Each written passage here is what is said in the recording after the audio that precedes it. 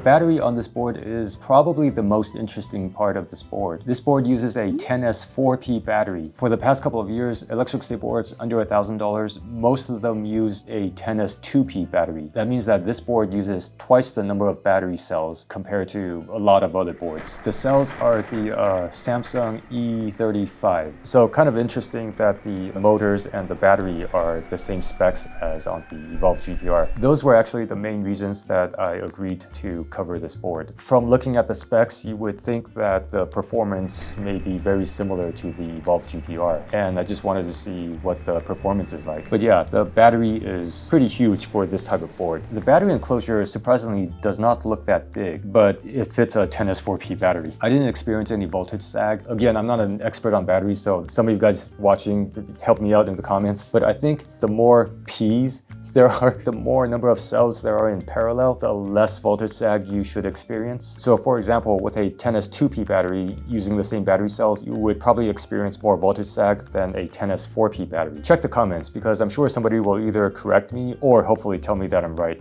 By the way, check out defective.com. It's spelled DFFECTIVE.com. Not defective, defective, okay?